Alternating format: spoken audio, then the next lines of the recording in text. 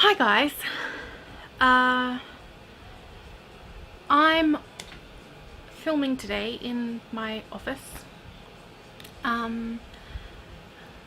because I've been having a lot of trouble with my mental health, and I have had my whole life, to be frank, and I've had my ups and downs, and at the moment I'm in a very big down, and I know a lot of people that suffer from various psychological disorders will know exactly what I'm talking about.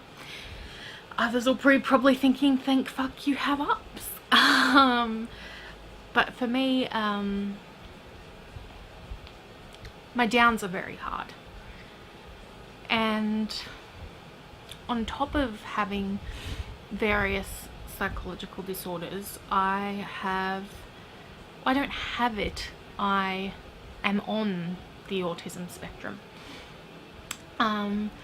And it's incredibly hard, and has always been incredibly hard for me to totally understand things the way that a neuroatypical person would. A neuroatypical person being someone that isn't on the autism spectrum, so someone who has a typical mindset. It's why I find it hard to keep eye contact even with an inanimate object such as a camera, because I know that people are going to be watching it. But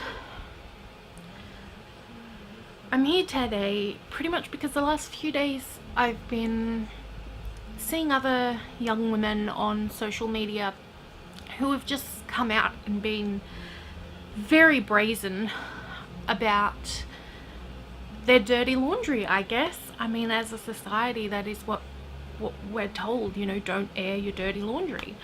But to be completely frank, I think that's been one of the most damaging things for me, is not doing that. And I think it's really important that even if my story can help one person in the whole of the world, then that is something, you know, and that one person can start to fix themselves. Because at the end of the day, even if you have the best support network in the world, they can't force you to do anything. That has to come from within yourself. So I am forcing myself to do this, and since I started filming, I've been trying to keep an anxiety attack at bay, which you may or may not be able to tell. So maybe let's start with that. Anxiety attacks. They can sometimes happen all the time, and then you might have a month, a year, a few years break, and with no panic attacks, no anxiety attacks. They are two different things that I'm happy to explain. For me, I've been having them a lot, just within the last week, and they are exhausting. So what's happening to me now? I'm having an uncontrollable need to cry. My breathing is hard at the moment. Sometimes it can be erratic. It can be really fast, erratic, and uncontrollable. Right at the moment, it's hard for me to take a breath. My lungs feel as though they have shrunk, and my chest is in a lot of pain. The back of my throat has started to swell up, and I am having trouble concentrating on things. So if this were to get any worse, this would start to become a panic attack. And a panic attack is when I wouldn't be able to talk to you the way I am right now. That is when it's completely out of your control, and you sometimes don't even realize what you're doing, and that's the point where, for the majority of people with panic disorders, which can be but isn't always a part of anxiety, that is when you just you can't have anyone around you, like to go up to someone who's having a panic attack, a full-blown panic attack. They can't breathe, they probably feel incredibly claustrophobic, they don't want to be touched. I find for me that's a big thing. I don't want to be touched, and that might not be normal. I don't for a panic attack, I mean, as I am on the spectrum, as I mentioned, and that's just something I don't really like anyway. So when I'm in the midst of a panic attack and I don't have control over my own body, I can't stop myself from I can't stop myself from crying, or I don't have control over my lungs, and I can't take deep breaths just to calm down.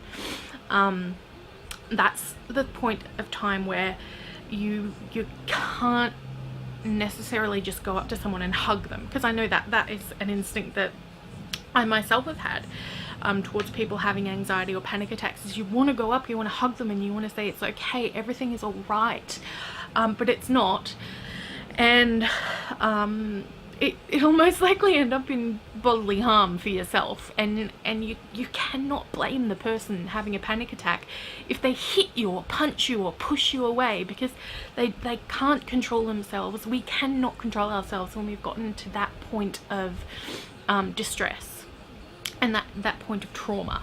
And a lot of people with post-traumatic stress disorder, or PTSD, know exactly what I'm talking about, because that is a huge thing. People throw the word triggered around like it's some funny word, but being triggered and things that trigger you, or trigger words, trigger sounds, they're real. They're really real things. And my PTSD was triggered the other day, actually, from something my mum posted on Facebook. It was regarding child abuse and how child abuse survivors think about things differently. I'm a child abuse survivor. I say survivor, and I don't feel like I survived anything. I feel like my life has I've never gotten out of it. I've never left that mindset of abuse, because I've never been given the chance to. And I never had any support.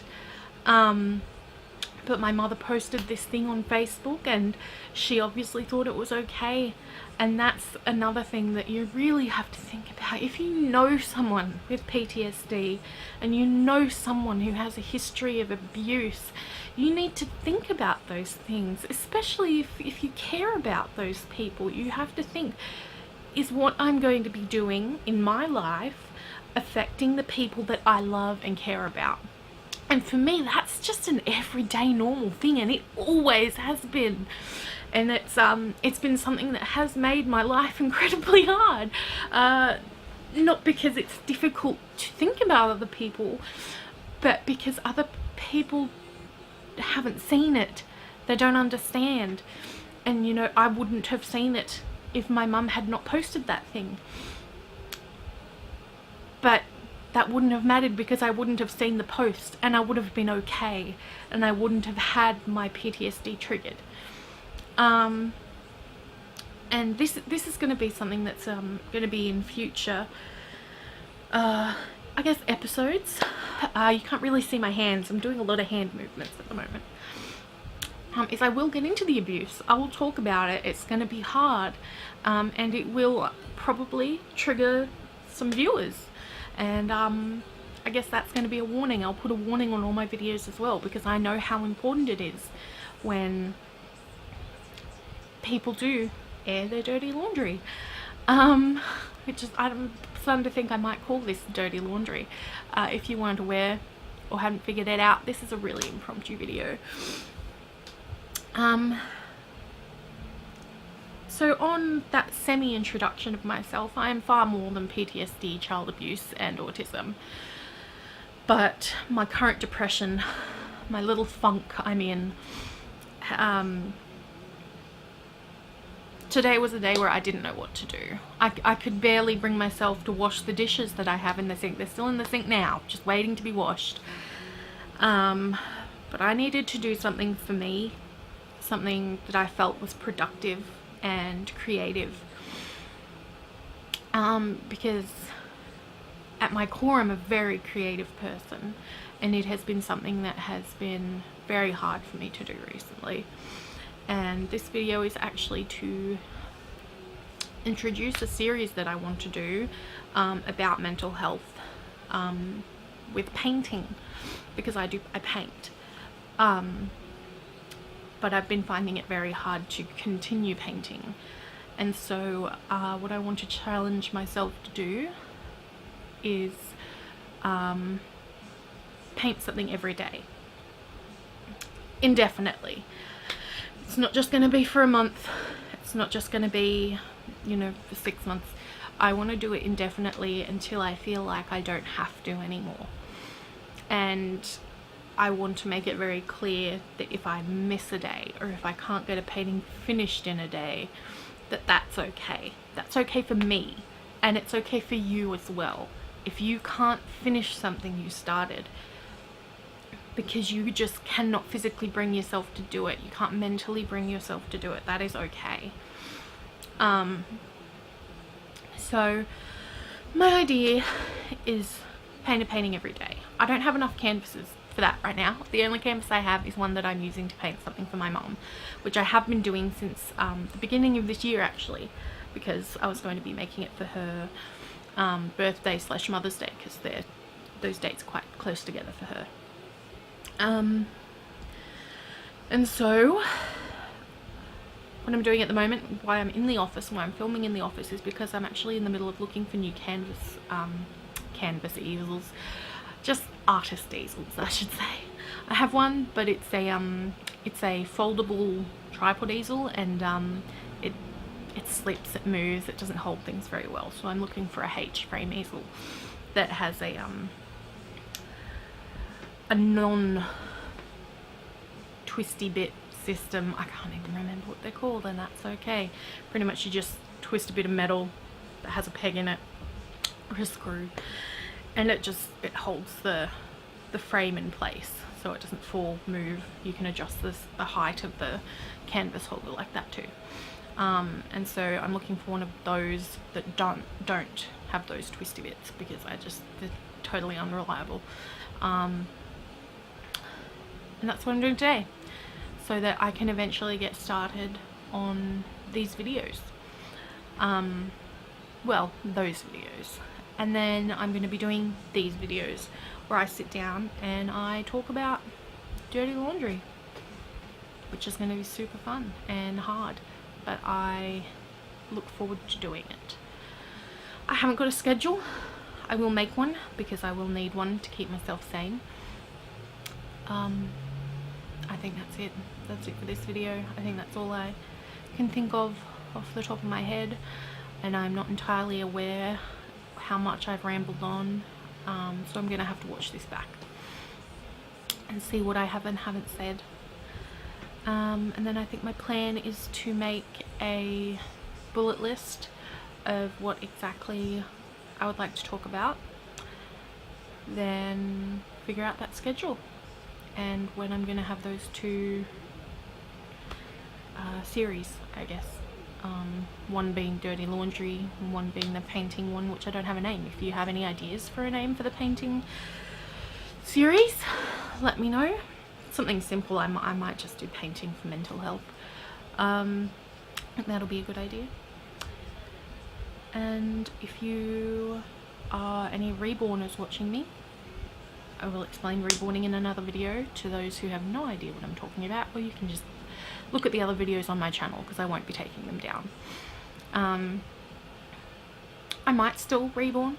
It's been something that's been hard for me, because I have found it difficult with various different brands of paint and the like to get the paint to stay on the doll kits, and it's actually created quite a bit of anxiety for me.